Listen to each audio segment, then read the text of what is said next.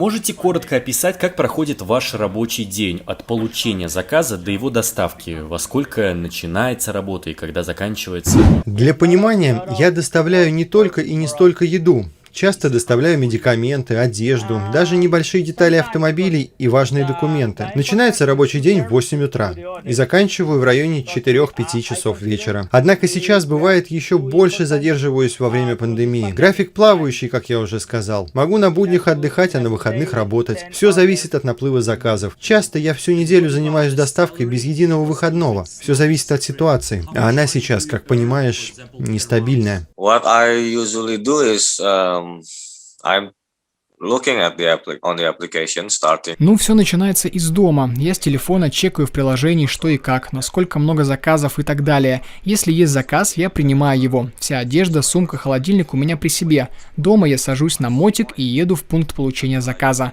А когда сдам заказ, жду на последней точке появления новых оповещений в приложении. Кстати, то, что я развожу на мотоцикле, это не просто так. На машине ездить по улицам Джакарты невыносимо. Жарко, пробки, улочки все маленькие в центре, автомобилей куча, вечно опаздываешь, жесть. Так что мотоцикл в этом плане намного практичнее. Еще и люди водят как попало, так что на дороге чувствуешь себя как на войне, каждый сам за себя.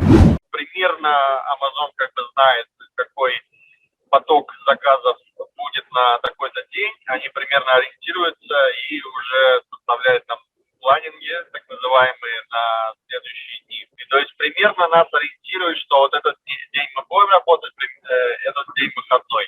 Но опять же, всегда будет только известно за день до самого маршрута нам сообщают, будет ли он вообще или нет. Например, сегодня еще не знаю, что будет завтра. Не могут тебя отправить там с 2 пакетиками или там 10 куда-нибудь далеко, да? Тебя там отправляют с нормой твоей, которая у тебя должна быть норма, там, например, меньше 60 пакетов ты не можешь везти, поэтому ниже, если есть ниже пакета, ты уже не повезешь, повезет кто-то другой, у кого уровень пониже. Кстати, а сколько получают курьеры в вашей стране, в вашем городе? И сильно ли изменилась зарплата за время пандемии?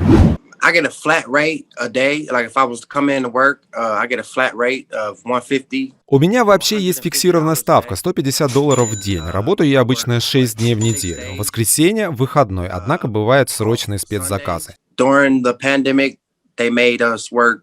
Во время пандемии мы стали работать только 5 дней в неделю. Выходным стал еще понедельник. Все это из-за частых отмен заказов, как я уже говорил. Переработка что до пандемии, что во время нее была редко. Да и слава богу, все равно за нее не доплачивают. Кстати, об оплате. В нормальное время мы получали свой чек с зарплатой в конце каждой недели. Однако из-за ковидных трудностей выплаты стали проводить раз в 2 недели. И это, конечно, добавило проблем. Секунду. У нас уже в ходу колонны. Сейчас соображу, сколько это в долларах получается. Так, примерно $1000 я в месяц зарабатываю сейчас. Это прям хорошая зарплата считается, выше среднего. И это при том, что у меня не фулл-тайм загруженность. Я день проработал, день отдохнул. У меня есть время на свои какие-то занятия, на свою семью, на хобби. Well, if your fortune is good, then you can get few orders. Платят мне каждый день за количество выполненной работы, то есть за объем заказов. Работаю практически каждый день, график плавающий, все зависит от наплыва заказов. В среднем 7 заказов в день развожу. В плохие дни лишь 2-3, но обычно к 5 часам вечера я уже свободен. Delivery guy work as employee in the delivery company. I think the salary is around 4 million rupiah. В среднем постоянный работник сервиса доставки зарабатывает в месяц 4 миллиона индонезийских рупий. Это примерно $270-300. Достаточно средняя зарплата для Джакарты, золотой стандарт. Многие получают даже меньше. Мне очень приятно, что нас, курьеров, считают современными героями. Однако буду откровенен, в обычное время в Индонезии доставщик считается работником низшего уровня. Впрочем, возможно, как и у вас. Туда идут те, кто совсем отчаялся, кому срочно нужна работа. It's a low-level job, low-level class. So. В нашем регионе есть еще помимо нас 4 фирмы. И в каждой фирме там по 50 где-то водителей, плюс-минус. И вот у нас в нашей фирме работает на данный момент 70 человек. На маршрут выезжает где-то около 40 только. То есть 30 человек сидят дома.